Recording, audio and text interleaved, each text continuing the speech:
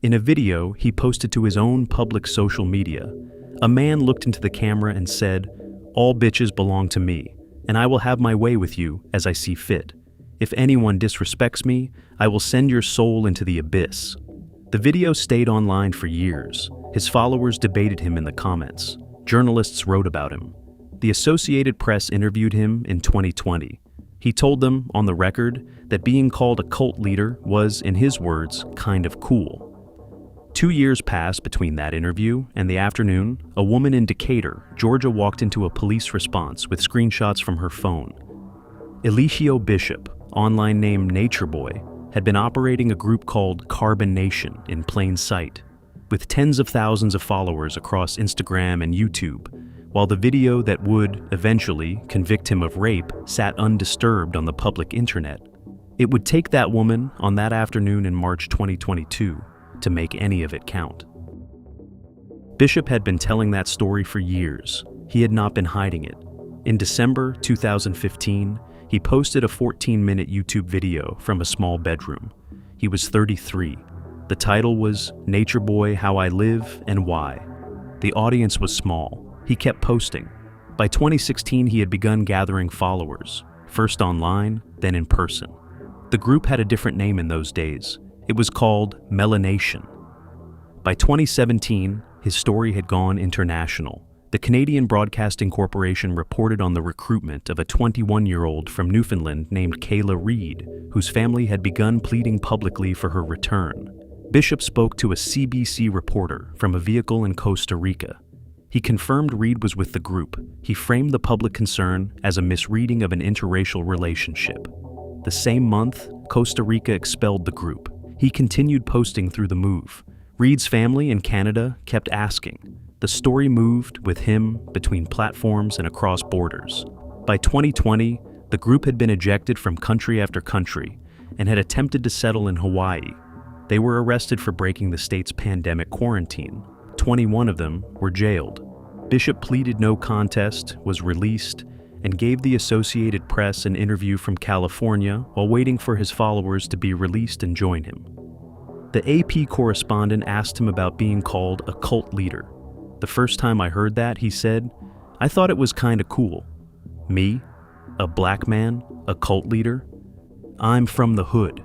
The interview ran in syndicated outlets across the country, with photographs. By that point, Bishop had renamed the group Carbon Nation and renamed himself, again, first to the Messiah demigod, then to Master Chief, then to Three God. The trial would document each name, the platforms hosted each one. This is the part of the story most viewers will struggle with. The temptation is to assume Bishop was hiding something. He was not. He was branding around the framing. The Hawaii arrest had been national news. The 2017 CBC investigation had been international. The AP interview had been wire syndicated. 2 years passed between that AP interview and AV's complaint. In those 2 years, Bishop continued to post. The information was abundant. The structure that could have used it did not exist. 8 years before the trial, in 2016, an audio engineer from New York named Erikka Carroll left her life behind on the strength of a Facebook post. She moved to Honduras. She joined Melanation when it was still Melanation. She was given a nickname, BP, short for Blueprint, because she was one of the first. In the early weeks, she would later tell 11 Alive on camera the experience was good. There was a shared goal. The group, predominantly black, had agreed they were leaving something behind together. There was a vegan diet, sleep in tents, bathrooms outdoors. The marketing was working as marketing. That changed gradually, then all at once. The mental and verbal abuse came in, then the physical abuse. Carroll, in interviews she gave to local press within 48 hours of Bishop's 2022 arrest, named the night that ended her stay. She watched Bishop beat one of the women he had begun calling his wives. He hit her in the mouth. He slapped her. He punched her. Then he told her to go to the tent and give him oral sex. The woman left the next day. Carroll left the day after. She had been in the group for 1 year. The group, in the years that followed Carroll's exit, hardened. The vegan diet became fruit and vegetable only. Clothing was discouraged, then forbidden. Defecation was outdoors at the base of trees. Bathing was restricted. Members were required to provide their banking information, card numbers, and online passwords to Bishop directly. Donations flowed through Cash App. The money flowed through Bishop. Bishop required all women in the group to sleep with him. The word he used, later quoted in trial testimony by a former member, was non-negotiable. Carroll, in the years after she left, sought therapy. She struggled to get jobs. "I had to check myself into a couple of hospitals," she told 11 Alive. "I was going through a lot, and it was all connected to him." She had lost a year. The group, by the time she said this on camera in 2022, was about to take far more from someone else. The video the prosecution would eventually play for a Georgia jury was not new to anyone in 2024. Bishop had recorded it himself. He stared into the camera. He said, "I am not a man. I am not a woman. I am God. You cannot conceptualize me." He continued, "All bitches belong to me, and I will have my way with you as I see fit. If anyone disrespects me, I will send your soul into the abyss and you will be lost there. You'll be lost without me." He posted it. Followers watched it. Comments rolled in. The video stayed up. By the time prosecutor Michael Coveney entered it into evidence in February 2024, the video was three things at once. It was the same content it had always been. It was Bishop's clearest single statement of what he believed and what he intended, and it was, for the first time, evidence in a criminal trial. Nothing about the video had changed in the years between the upload and the trial. What had changed was that someone with the authority to act on it was finally looking. The video was a recruitment tool. It was a sermon to followers who already believed. It was, in his framing, the announcement of a new spiritual hierarchy. A man on the public internet declaring himself a god and announcing the rules of his kingdom is, by any reasonable definition, evidence of intent. The platforms had no procedural category for evidence of intent. The platforms had a procedural category for content. The accounts had been removed and returned. New name, new handle, sometimes a different platform, sometimes the same one. The decisions to remove had been made in isolation from each other. There was no inter-platform record of Eligio Bishop. There was no flag. There was no threshold. The investigative voice has to ask the question, the trial did not.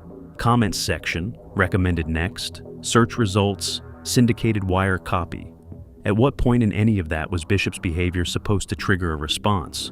No one in the trial testimony was able to name it. There were watchers. That is the part of the story that is easiest to misremember. Rick Allen Ross, founder of the Cult Education Institute, judicially qualified court expert, the same man who had been consulted by the FBI after the Branch Davidian siege at Waco, had been monitoring Bishop's content as early as March 2017. He told CBC News that year that Bishop exhibits the signs of a dangerous leader. He had spoken publicly. He had documented the pattern. He had given press interviews. In February 2024, on the witness stand in DeKalb County Superior Court, Ross testified that Bishop fits the profile of a destructive authoritarian leader. The phrasing had updated. The conclusion had not. 7 years had passed between those two statements. The structural difference in 2024 was a victim with a complaint. The State Department had not contacted Costa Rica about Carbon Nation in 2017. Costa Rica had not informed the United States. Hawaii law enforcement in 2020 had handled the quarantine violation in isolation. Federal agencies kept other files. The Cult Education Institute kept its own. The AP wrote articles. None of it converged into a case. None of it could. There was no agency in the United States with a defined protocol for a publicly operating cult before a specific federal crime was alleged. There still isn't. If Ross had been a federal agent, the 7 years would have closed the case in months. He was not a federal agent. There was no federal agent with that mandate. There was no mandate. At the trial, current members of Carbon Nation appeared and defended the group in front of the jury. "We teach sexual education and we believe in nudity," one of them said. The members who stayed had not changed their understanding of what they had been part of. The members who left had. The watchers, all those years, had been the ones outside. Bishop's followers traveled with him. So did his methods. The intervention stopped him from staying in any one place. They did not stop him. She had been in the group for years. The court protects most of her biography. The court designates her, in the public record, as A.V. What is documented begins on the morning of March 24th, 2022. That morning, A.V. told Bishop she wanted to leave. What followed was reconstructed at trial through the testimony of Detective Monica Panosian of the DeKalb County Police Department. The detective had taken A.V.'s report. By the time she gave testimony at a bond hearing in May 2022, she was the lead investigator on the case. Bishop ordered the other women in the group to physically assault A.V. The assault was punishment, A.V. later told the detective, for making a face at him. He told her to pack her things. The other women screamed at her while she packed. She called for a rideshare driver. She waited at the door. While she waited, Bishop asked her to come, say goodbye. She went to him. He told her she was no longer allowed to leave. He told her, the detective testified, that she was his bitch. He attempted to have sex with her. She, in the language of the DeKalb County District Attorney's press release, relented, fearing for her safety. That night, she stayed in the house. The next morning, while the other members slept, she snuck out. Approximately 2 days later, Bishop posted sexually explicit videos of her, without her consent, to his public Twitter account. She found them. She took screenshots. On March 30th, 2022, she called the police. DeKalb County officers responded to a domestic incident at the Arbor Chase home. A.V. was there. She told the officers she had joined a sex cult. She told them her boyfriend was the leader. She told them he had posted the videos. She wanted to file charges. The officer she spoke to had not, before that morning, been aware that Carbon Nation existed. By the end of the day, the case had been opened. A special victims unit investigation began that afternoon. 2 weeks later, on the evening of April 13th, 2022, just after 6 p.m., DeKalb County Police executed search and arrest warrants at the Arbor Chase home. Bishop was taken into custody. He had been operating Carbon Nation for 6 years and 4 months. A.V.'s complaint had taken 21 days to convert into an arrest. The investigation that the State Department had not opened, that the FBI had not opened, that the platforms had not opened, that the cult researchers could not open, that the AP correspondents could not open, that the deported countries had not opened, had been opened that morning by A.V. She had walked in with screenshots from her own phone. This is the part of the story most viewers will need to sit with for a moment. A.V.'s screenshots were not the moment the system finally worked. They were the moment the system was bypassed entirely. By a woman on a Wednesday afternoon walking into a domestic incident response with paper printouts of content the platforms had themselves hosted for years. There was no apparatus that had been about to produce the same case. There was no investigation about to break. There was no agency about to file. The case did not arrive on its own and would not have. Carbon Nation did not end because the structure that should have noticed it. It ended because one person carried evidence into a building that had no method, on its own, of finding what she was bringing. At the trial, 2 former members of Carbon Nation took the stand. One was A.V.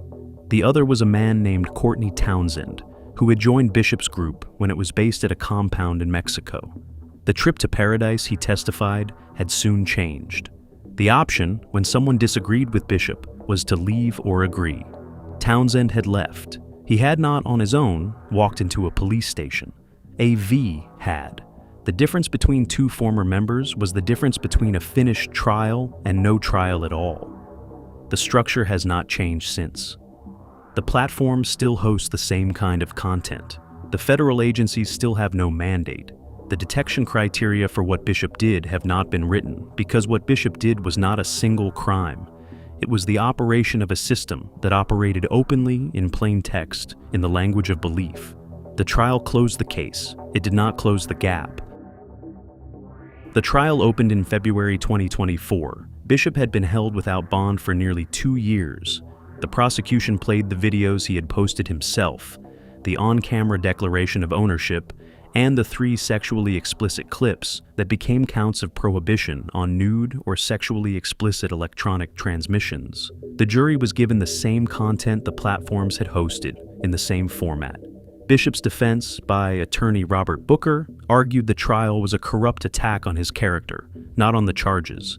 the jury was unconvinced. He was convicted on March 1st, 2024. Judge Stacey Hydrick called him a master manipulator and a classic narcissist with no remorse throughout trial. She sentenced him that day to life without parole, plus 10 years consecutive. Before the sentencing, several of the women who had left Carbon Nation gave statements. One of them addressed Bishop directly.